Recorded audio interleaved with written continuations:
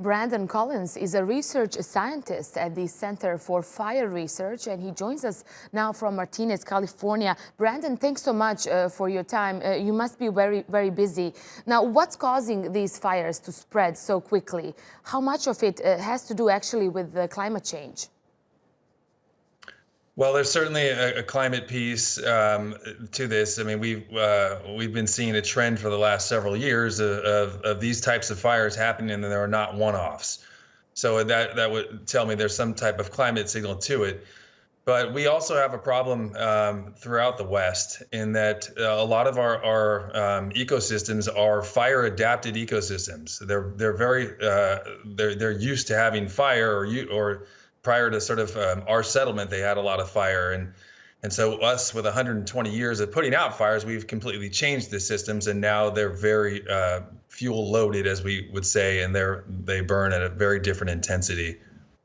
And will this be considered the new normal? Can we expect this to happen in the future too? Sadly, it seems that way. We've gone through this cycle, it seems like, each of the last 5 or 6 years with one record after another being broken, whether it be in terms of total acres or houses lost or fatalities even worse. So yes, in a sad way, it does seem like this is kind of a new normal. I will say that there are things we can do about it. It's not just a climate piece that is driving this. We can actually manage the vegetation. It's just we need to really step up the rate at which we can do vegetation management in advance of these fires. Right.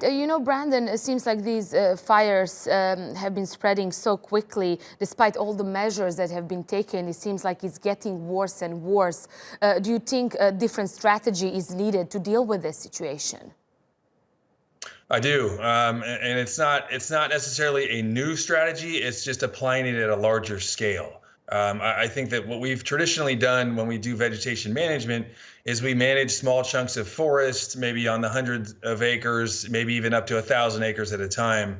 And I think, what we really ought to be doing is looking at managing tens of thousands, if not hundreds of thousands of acres as one unit, and managing it with fire being the main driver that you're trying to manage, sort of against. And not that you want to eliminate fire, but you want to change the behavior of fire and limit the growth of these really large events that we've been seeing.